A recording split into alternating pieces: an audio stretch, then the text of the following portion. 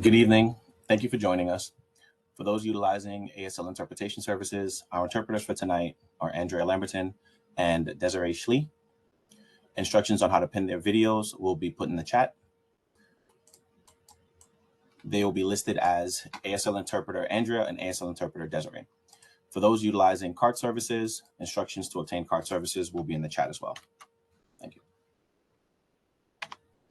Good evening and welcome. My name is Arva Rice. I use she, her pronouns, and I am the interim chair of the Civilian Complaint Review Board. I would like to call the CCRB's February Public Board meeting to order. Will the board please introduce themselves, starting with Mr. Siegel? John Siegel, I'm a mayoral appointee. Pat Smith, mayoral appointee. Good afternoon. My name is Joseph Puma. I'm the City Council designee on the board from Manhattan. Charlene Brown Wyans, Police Commissioner Designee. My name is John Darsh. I'm the Executive Director of the CCRB and I use he, him pronouns. Herman Merritt, City Council designee from Brooklyn. Gina Northern, mayoral appointee. Good afternoon, A.U. Hogan, City Council appointee, Borough of Queens. Joe Fox, Police Commissioner Designee. Good afternoon, Kevin Jamont, mayoral appointee from Queens. Thank you. Is anyone joining us online? Frank Dwyer, and I'm a Police Commissioner Designee. Thank you, Mr. Dwyer. Okay. I'm going to ask for a motion to approve the April board meeting minutes. I move the approval of the April board meeting minutes. Is there a second? Are there any changes or corrections to the minutes? Okay, hearing none. All those all those in favor of approving the minutes say aye. Aye. All those opposed, the minutes are approved as presented. Good afternoon. As you all heard, I'm Arva Rice, and I'm the interim chair of the Civilian Complaint Review Board. I want to thank you all for joining us today. New York City has always been a place where those who choose to can express their political beliefs through protest. The last several months have been no exception, as shown by the many protests in relation to Israel and Palestine. Beginning in April, protests have escalated on college campuses and around the city. As interim chair of this board, I have maintained that New York City must remain a place where students feel safe and opinions can be voiced safely, especially by our young New Yorkers. For demonstrations to remain safe, the policing of these protests must remain just, and any misconduct that occurs must be held to account. The CCRB will continue to thoroughly investigate complaints of alleged misconduct during the policing of these protests. I will now pass it to Executive Director Jonathan Darsh, who will speak about the agency's Civilian Assistance Unit and provide more information about the complaints related to the protest in relation to Israel and Palestine. John? Thank you, Chair. May is Mental Health Awareness Month. Mental health factors into the work of the CCRB in many ways. And in honor of this month, I'd like to highlight the work of the agency's Civilian Assistance Unit. The Civilian Assistance Unit helps civilians navigate the process that follows filing a complaint with the agency. On occasion, individuals experience trauma following police encounters that involve misconduct. The CAU is staffed with victims advocates, licensed social workers, and trauma professionals to help these individuals. In 2023, CAU assisted 586 civilians. This year, they have already helped 224 people. As Chair Rice stated, tensions have once again risen between protesters and the NYPD at demonstrations in relation to Israel and Palestine. The CCRB remains committed to investigating these kinds of complaints of police misconduct. So far, the CCRB received 20 complaints arising from protests in relation to Israel and Palestine and identified 39 subject officers amongst those complaints. One of these investigations was closed pursuant to the CCRB's PEG policy, but 18 others remain under investigation. Of the 20 complaints, 5 are related to campus protests. Our office is open for walk-in complaints, but it is also possible to file complaints online at nyc.gov 1-800-341-CCRB complaint, by telephone at 1-800-341-2272, or by dialing 311. If anyone wishes to file a complaint today, right here, right now, we have investigators on hand ready to take new complaints. Today, there are Jillian Bevins, Emma Stidehar, and Rob Bryant. We also have Benia Feliciano from our CAU.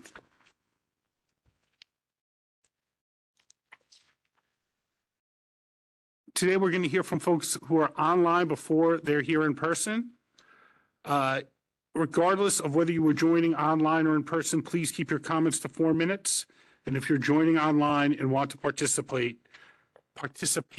please use your raise your hand feature. Thank you, Madam Chair. Does any member of the board have any questions for our executive director?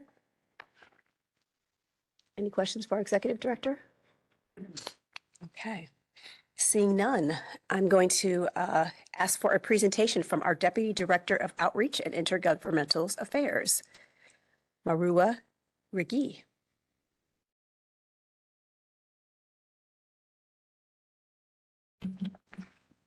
Good afternoon, everyone. The CCRB is the nation's largest independent oversight entity over the largest police force in the country. The CCRB investigates, mediates, and prosecutes complaints of misconduct against members of the NYPD. The agency is governed by a 15-member board with 5 seats appointed by the mayor, 5 appointed by the New York City Council, 3 designated by the police commissioner, 1 appointed by the public advocate, and the chair is appointed jointly by the mayor and city council. The CCRB investigates abuses of force, authority, discourtesy, and offensive language.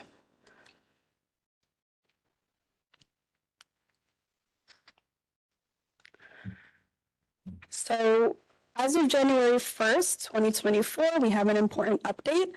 On September 9th, 2023, the Office of Management and Budget, OMB, announced citywide budget cuts. As a result, the CCRB is no longer able to fully investigate certain cases within its jurisdiction.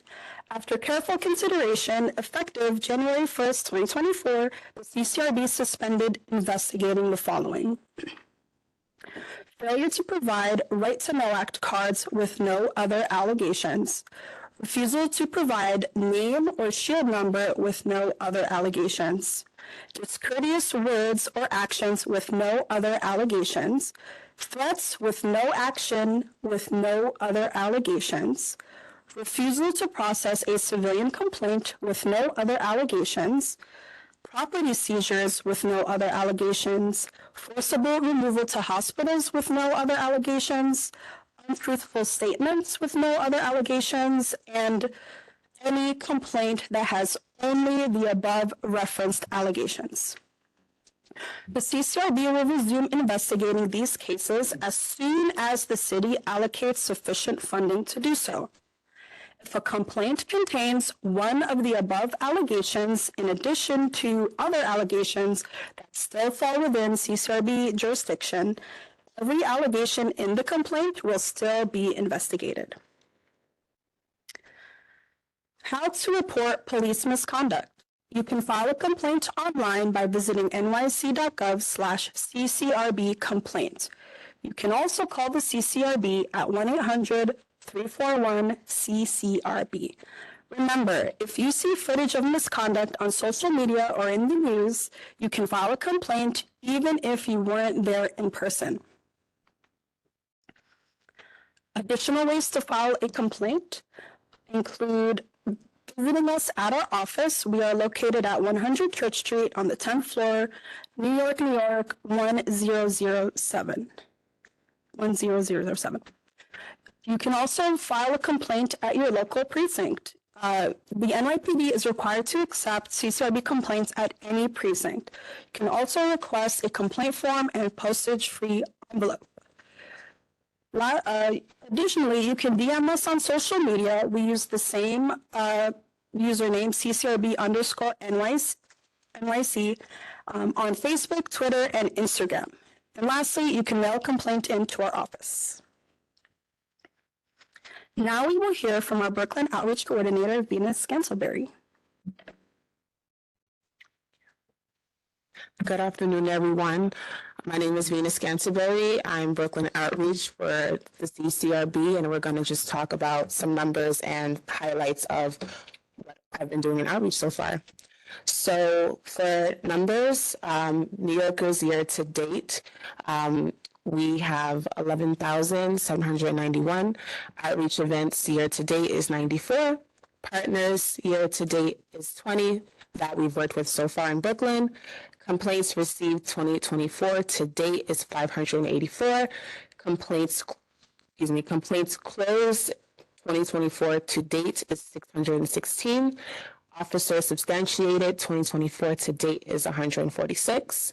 And some notable partnerships that I've been able to foster with the help of our team is the Office of the Assembly Member Monique Chandler-Waterman, as you see right there, and also Breaking Ground. They are a homeless organization that we do repeated outreach events with, and Crown Heights Branch Library, and also SUNY Downstate Theo Program. That is a youth networking group that I've been able to foster close relations with.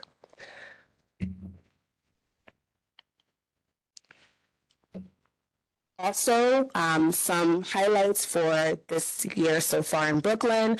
Last week or 2 weeks ago, I went to the Brownsville Safety Alliance event in collaboration with BEVO, Brownsville End Violence Out. Basically, this event is for when providers and service providers, agencies come together and the fight to cure violence. And this is supposed to pretty much step in instead of having police interact with the community interacts with service providers that can help them in various ways. Second, I attended a immigration resource fair in collaboration with Congresswoman Nydia Velasquez, Councilmember Sandy Nurse, and El Puente. I spoke to over 100 immigrants or migrants and gave them resources in various languages in Arabic, French, Spanish, Bengali, everything. And lastly, I hosted a police accountability workshop at the New Lots Library in collaboration with the Office of the Community Liaison and New Lots. It was definitely a great event. We spoke to the youth at East New York, and they learned about how to file complaints, basic street encounters, and just who we are as an agency. Thank you.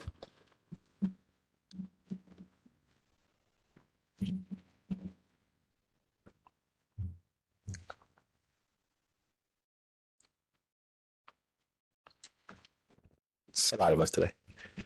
Good afternoon, everyone. I'm Jahai Rose. I'm the Director of Outreach for the Civilian Complaint Review Board. I'm very proud of the work that my staff has been doing to get information out to the general public. A concern was raised, or a query was raised last month regarding our messaging to the general public and in regards to our jurisdiction. So in 2022, the outreach unit worked with all the units in the agency to update our outreach material.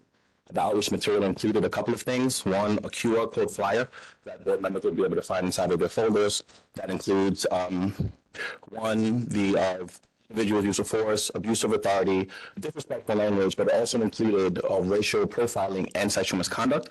As the agency did increase the jurisdiction, we did include that information on the material that we were handing out to the general public. So in its most basic terms, this flyer would be what we would hand out to the general public, and they'd have quick access to be able to file complaints with our agency. We also did a display poster. That display poster allows individuals that support the CCRB to be able to post in their windows information about our agency, also having that quick QR code and displaying the information about what we take complaints about. We did update it to be able to include racial profiling, explaining what racial profiling and bias-based policing may look like based off of how we investigated, and then also sexual misconduct. And then in 22 as well, we also updated our general brochures. So when all else fails, the general brochure has a lot of information about all of the services of the CCRB. also updated the jurisdiction in there as well. So that does include bias-based policing and sexual misconduct. So the CCRB did also get this information in various languages to make sure that we provided as many languages to the public as possible. In addition to that, the CCRB is at this point reviewing, studying if we change the acronym FATO to be able to relay what we investigate, that would be able to impact our outreach efforts. Any questions? Just to say I'm the last person. I want to thank you and Venus and Marla for great work, and your whole team really, because I know how hard you work. And we also need to make arrangements for you to tell Ms. Simmons, who was stuck in traffic, but she was the one who had specifically asked about us changing the language we use to explain our jurisdiction. I want to make sure she hears how you've been already addressing that issue and doesn't think that it didn't happen just because she wasn't here. So we need to make sure we close that circle. No problem. Just before you leave, so does any member of the board have any questions either of Jahai? Oh, and she just walks in. I'll gladly do it again. Any questions of Venus, Mawa, or of Jahai in regards to the presentation? All right, I would like to join John and thank you all for your hard work and your dedication. We appreciate it. Thank you so much. All righty. Ms. Simmons will let you take your chair, and once you get a chance, if you want to introduce yourself. As Marla Simmons, I'm an appointee by the public advocate. I live in Bedford Stuyvesant, Brooklyn. So seeing no questions, we will now enter the public comment portion of the meeting. We will begin with those joining us virtually who would like to make a comment, followed by those who are joining us in person. For those joining virtually, as you heard, we're going to ask you to use the raise your hand feature, and please keep your comments to 4 minutes. I believe Jahai had an opportunity to return to his desk. When he does, we'll ask him to call on the first person.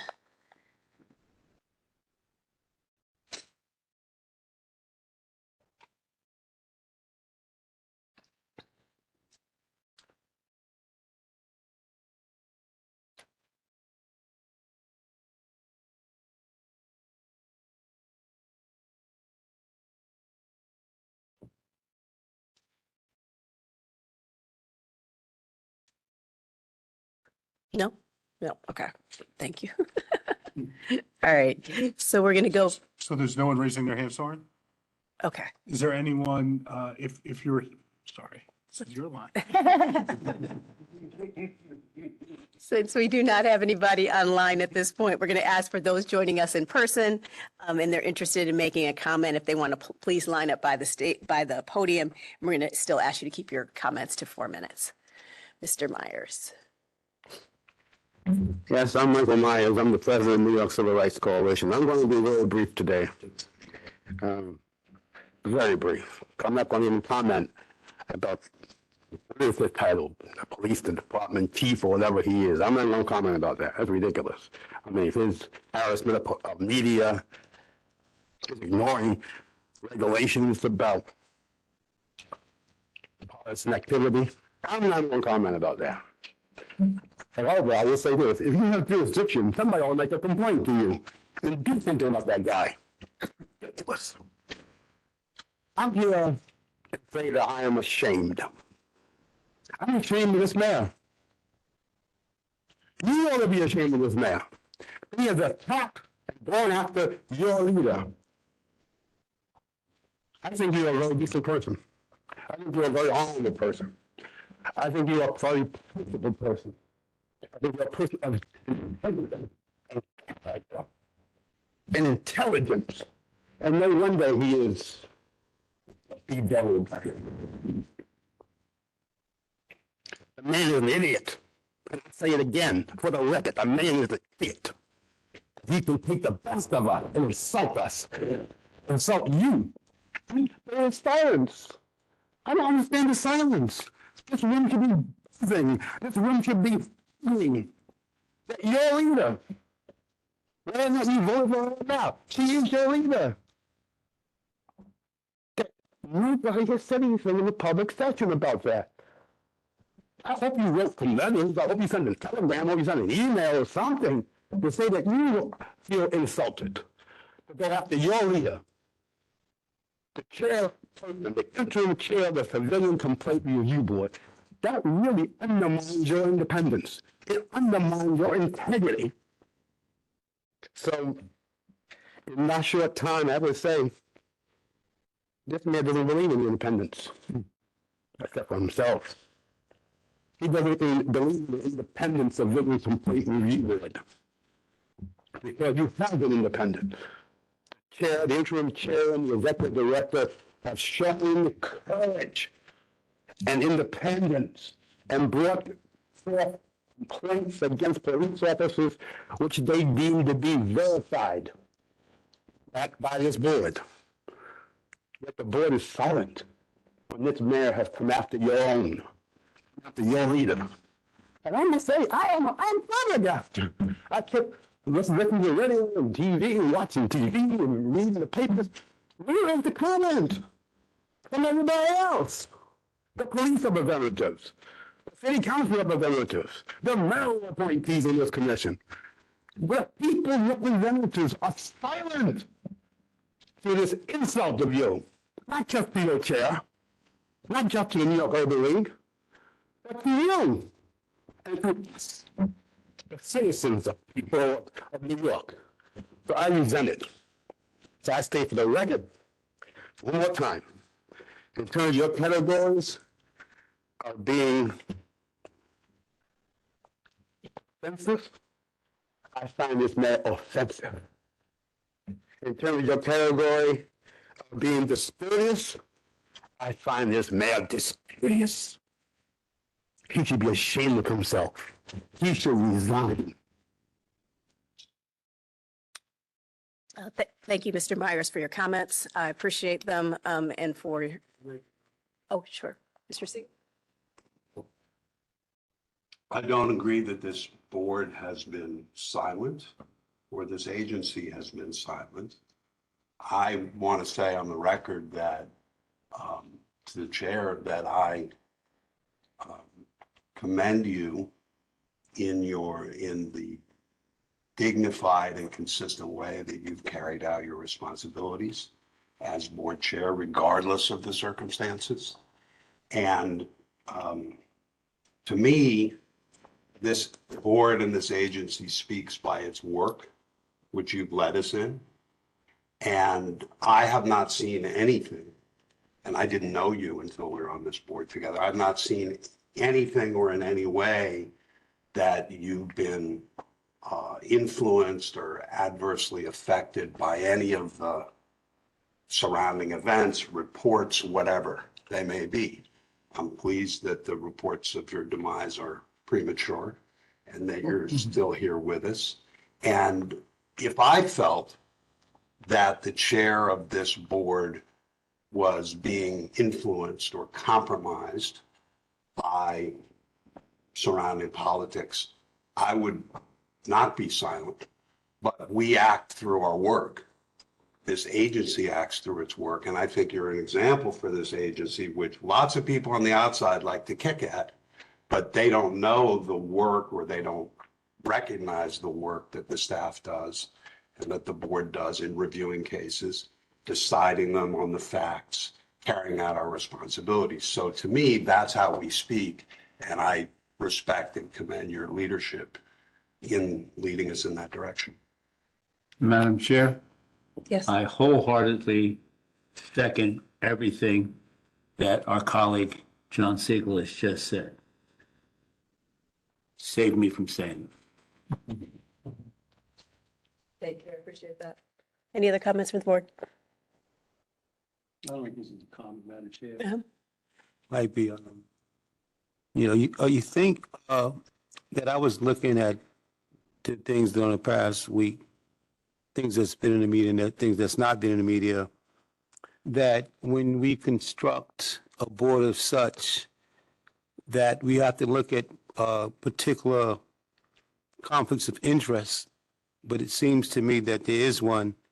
If we're oversighting the police department and our mayor oversights the selections of who's running the police department, and so if he has any influence on our chair who has, since I've been here, been leading this directly and professionally, I think it becomes a conflict when any other entity is able to enter and it becomes too political for us. And this, to me, is not a political board. We come and look at cases and we vote on cases to try to make sure that we get it right. And the leadership that you have given us proves and made me comfortable about doing the work that I do. And, I just think, going down the line, if we're really going to be oversight, we can't let people challenge our leaders. Thank you. Thank you. Sir, you had a comment. Hello there. My name is Andrew. I came here, excuse me, several times. I mentioned how law enforcement, excuse me, have attacked me on several occasions and filed complaints with the CCRB. And so far, the CCRB have refused to investigate the cases that I brought forth to them. For example, my friends tell me since I'm being followed around, take pictures. So I take pictures of the people who are following me around. This is the 2013. I put this online for people to see for themselves. That are being followed around by cover people in law enforcement. They capture me. This person's following me around and trying to get me fired from my job. This is 2013. Every job since I had 2013, I have lost by cover people in law enforcement. And since then, they followed me to Chicago. They had to sort me in Chicago, put me in the hospital with bodily injuries. When I came back to New York in 2018, they assaulted me here again in New York. Several complaints with the CCRB.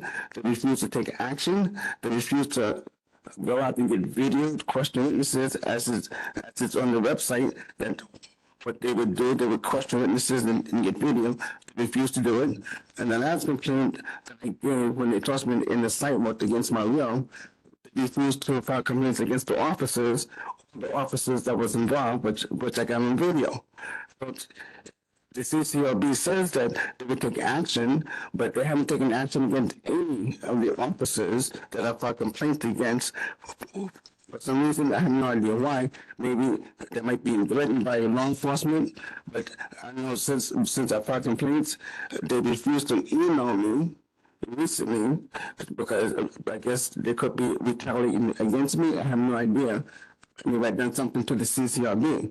But the only thing that I'm pointing out is when I file complaints against police officers, the CCRB is refusing to take action. And I have proof that they refuse to take action. All the videos that they say that they will go get, refuse to get it. Why is that? I have no idea. But that's on the website. So why did we do that? Oh. And like when I asked the New York City Council to investigate the police for attacking me in New York and Chicago, I was confronted by them 4 days later at Queens Library when I went there to look up the news station, Channel 7, 9, Channel 2 to send my story to them. The police came to me to murder me like they did the person in King Groves. King Groves filed a complaint against the police. According to the news, the police had it executed. So they came to execute me too. Why? Because they can't shut me up. They have no power. People have no power. So I'd like the CCRB to take action to investigate, to pull a video, question witnesses like the website says that they would do. For some reason, they refuse to do that. And to please email me what's going on. This doesn't make sense to me.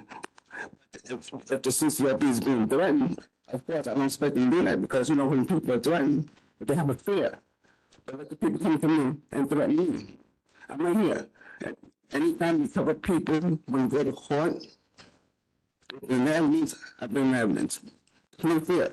I'm sure the judge is not going to call me a terrorist because I'm going around terrorizing people. I'm going around threatening people. But law enforcement, that's what they do.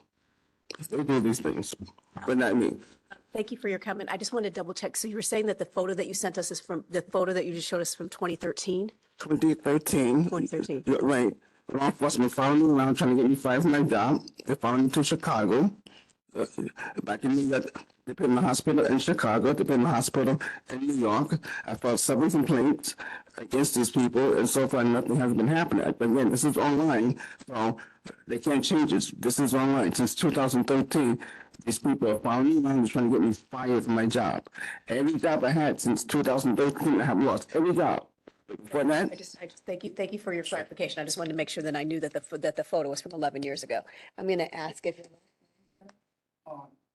I don't get my last name, but you talk to me in private? No, I don't talk to anybody in private. Okay, well, I don't get my last name. Okay. Ms. Simmons, Okay, fine. Okay.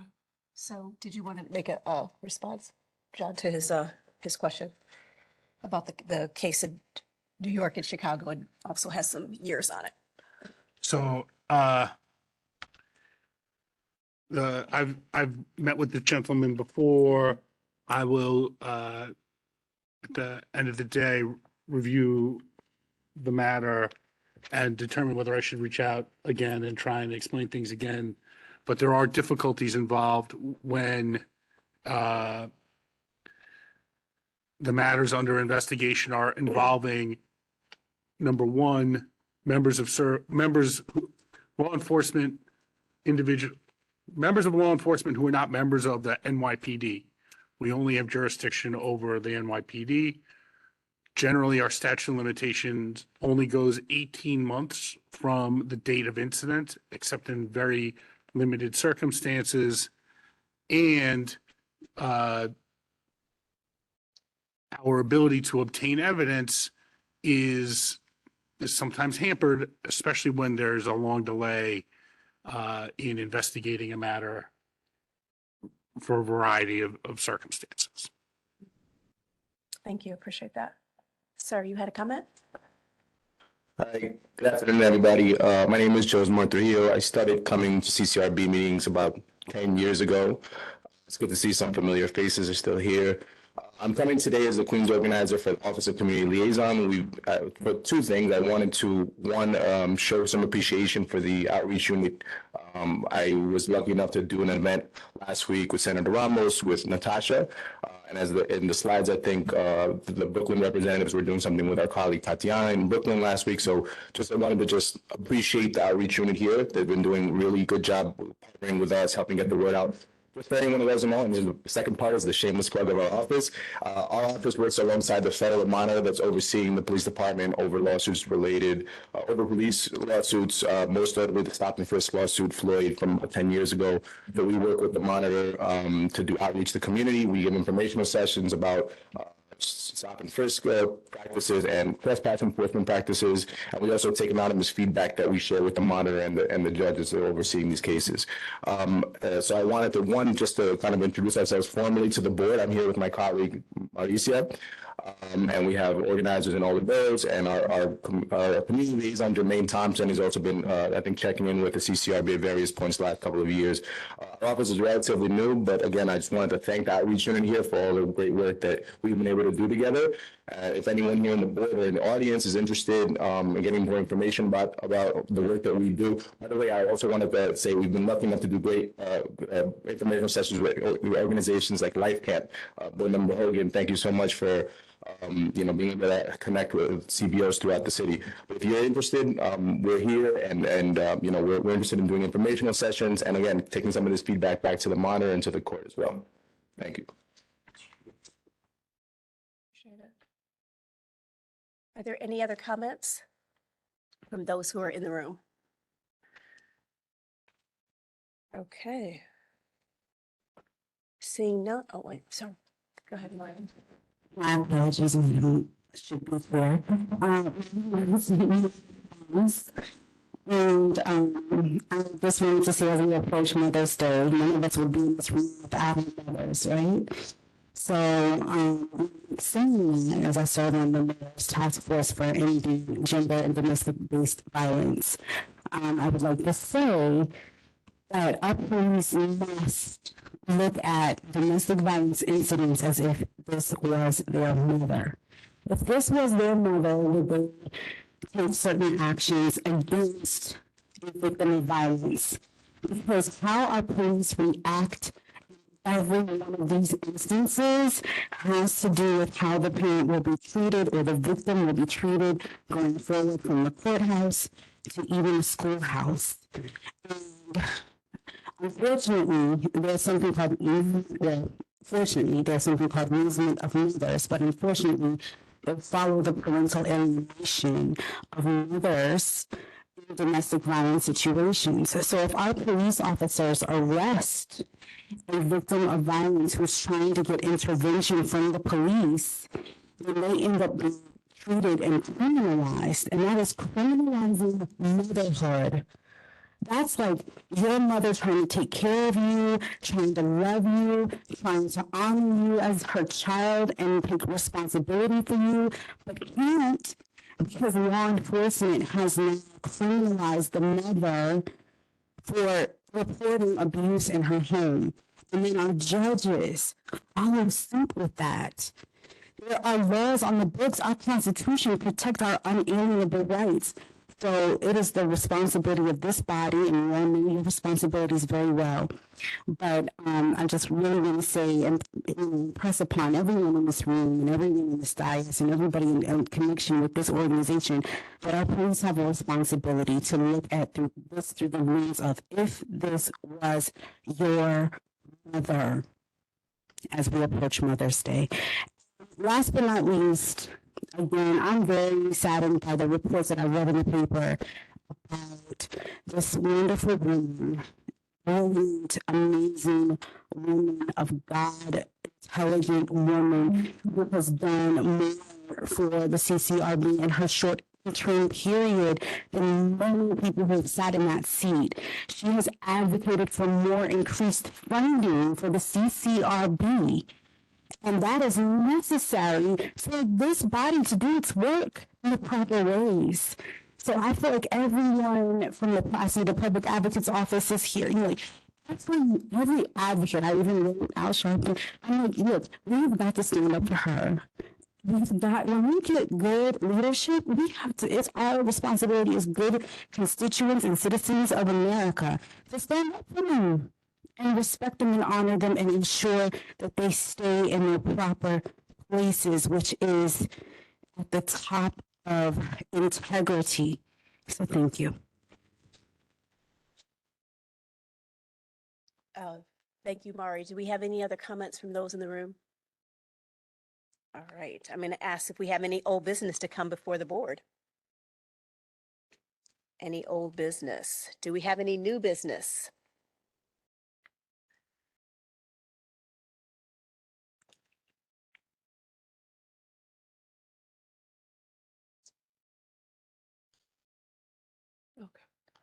All right. I am going to now move to the executive session. The agenda for executive session is the board will deliberate on a full board case. The executive director will discuss pending personnel actions, and the general counsel will provide updates regarding pending litigation. Okay. Before we before I ask for a move to adjournment, I do want to take a point of privilege and thank so much the members of the staff, too many to mention, for the incredible opportunity to work with you all.